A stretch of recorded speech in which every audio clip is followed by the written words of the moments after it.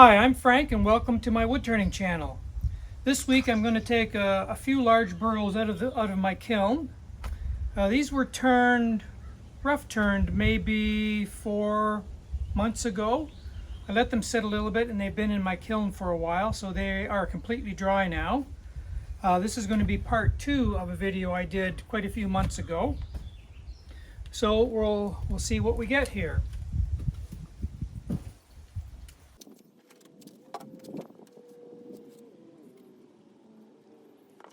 You may recall in part 1 of the video, I rough turned 3 burls, and 2 of them had fairly major cracks in them. This is the largest one. It only had minor cracks and it was a lot more stable. So that's the one I'm going to focus on in this video. Here I'm just removing all the little bits and pieces of bark and trying to see where there's cracks and soft spots.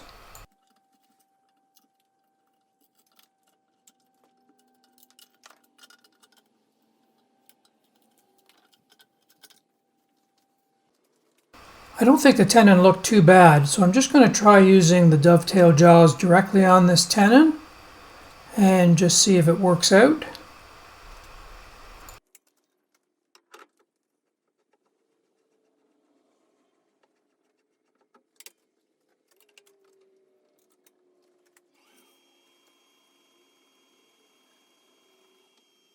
Well, no, I don't think that's going to really work.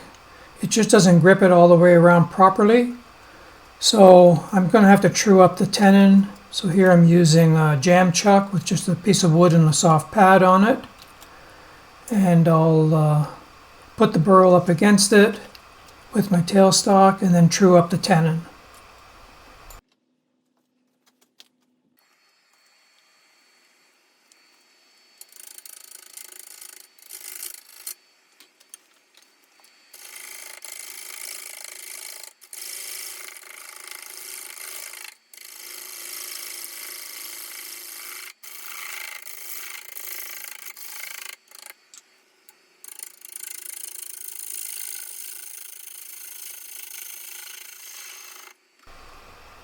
With the tenon now trued up, I'm going to try making a few cuts on the outside just to see how this burl cuts.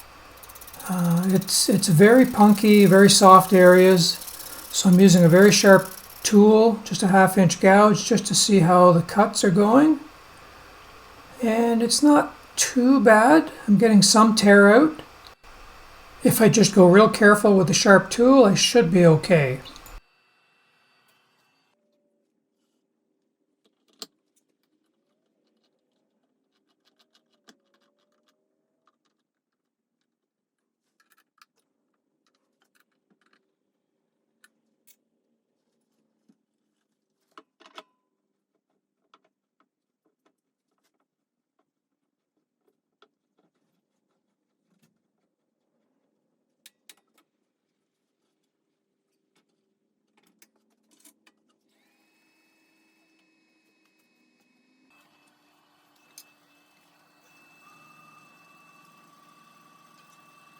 I'm going to true up the bottom of this burl from the back here. So I do have to use a left-handed grip on my tool, which is okay. I can turn either left-handed or right-handed. But I want to do this just because it's a lot more stable this way in the chuck versus on a pad.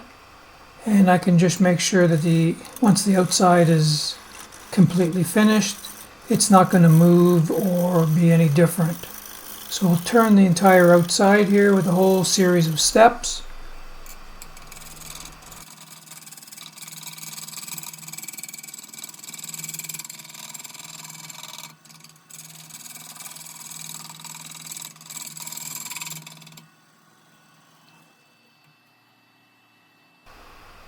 Just to make this more stable, I have been using the tailstock support on the other side.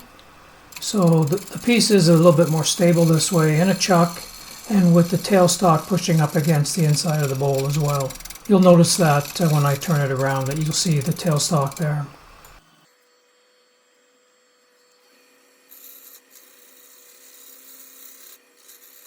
I've kind of alternated between a 1/2 inch gouge and a 5/8 inch gouge. Here I'm using the 5/8 to do a final cut, and if you notice I'm actually going the wrong direction. I was just finding it difficult to get a clean cut, so I'm going to try this and just see what the surface looks like. And if it looks pretty good, well, I guess I can get away with going the wrong way. Yeah, it's not bad. I think I can live with that.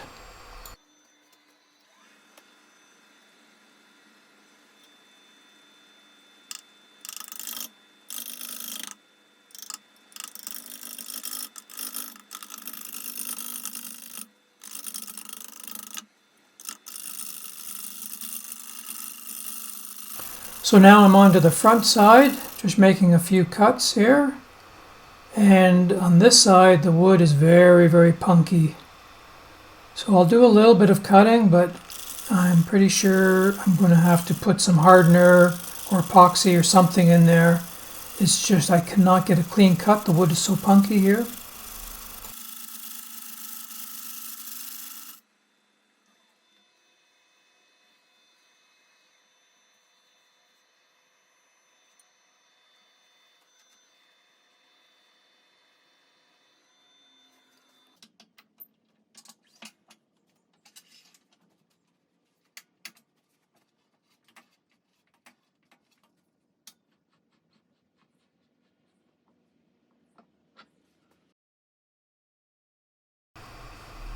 This is some wood hardening epoxy. It's has a very low viscosity, so it's very, very runny, just like water. So it'll penetrate deep into these soft areas.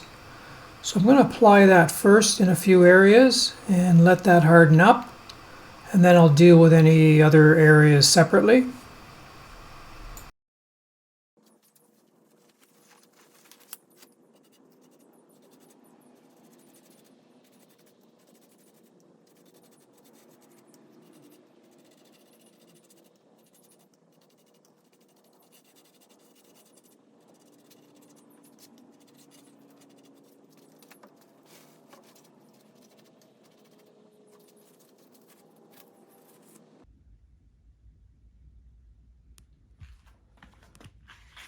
Now this area has a large structural crack or crevice, and I'm just afraid it's going to compromise the strength of the burl. I don't want this thing falling apart on me.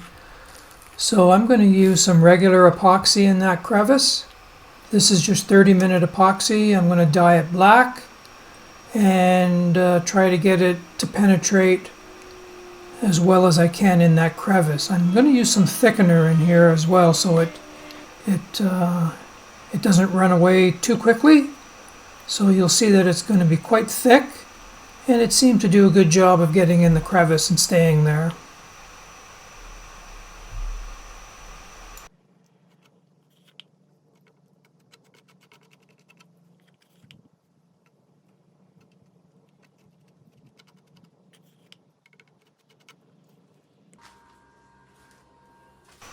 I forgot to record some of my inside cuts, but here it is now after taking a few cuts through the epoxy.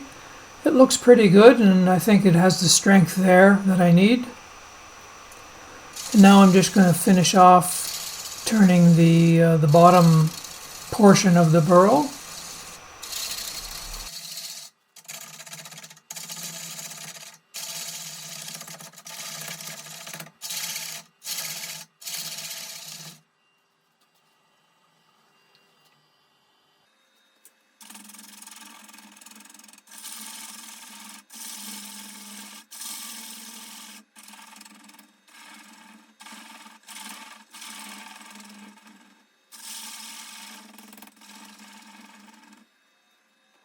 Now that I have it close to finished size, I'm going to use a bottoming bowl gouge with a much steeper bevel, and that just gives me a much cleaner finish on the bottom of this burl.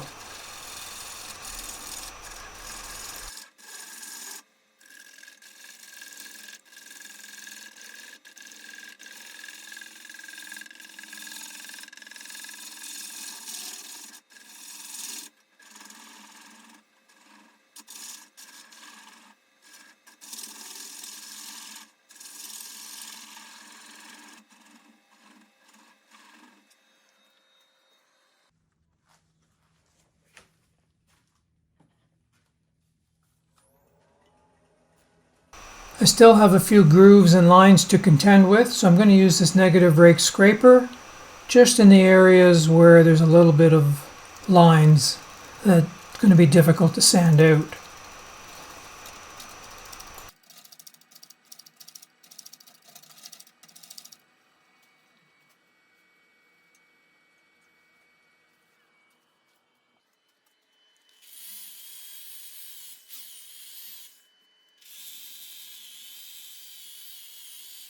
Now the sanding on this big monster sure took a long time. I think I spent just as much time sanding this overall burl as I did actually turning it. So some of it was power sanding without the lathe turning. Some I was able to do with the lathe turning. So just a little bit of everything until I got to all the different areas.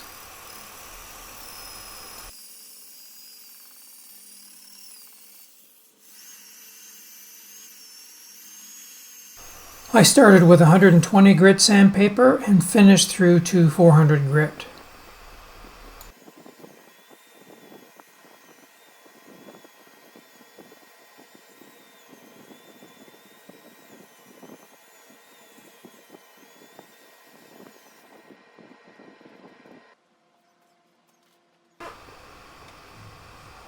Because this piece had quite a few holes in it and some soft areas, I have left it a little thicker than I might normally leave a piece, but in the end it looked pretty good actually.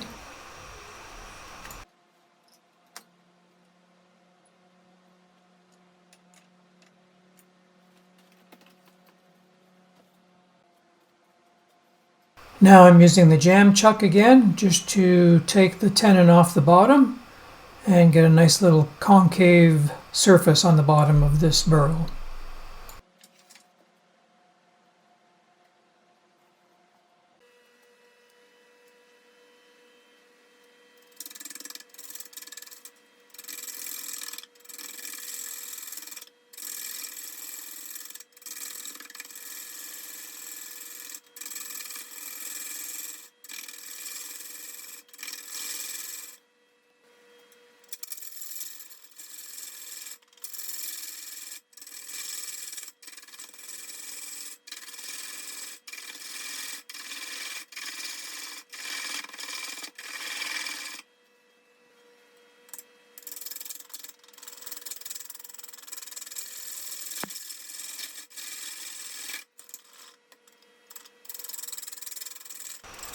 If you're enjoying the video, please hit the like button and subscribe to my channel.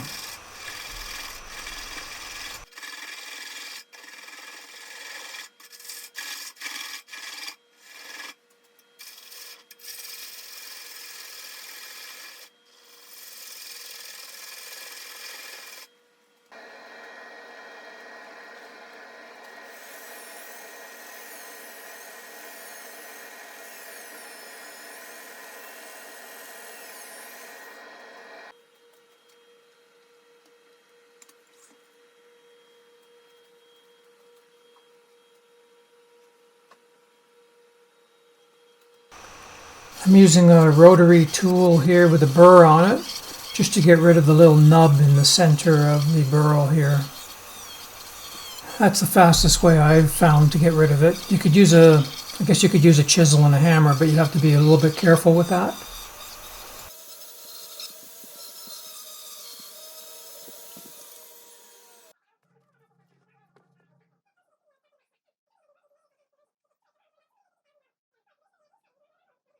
Now I'm finishing the piece off with a general salad bowl finish. I use a brush to get into all the little bark areas as best I can, and then I will just wipe on with a small piece of paper to the rest of the areas, and then just do my standard wipe on and then wipe it off. Please stay tuned. I've got a few pictures of the final piece.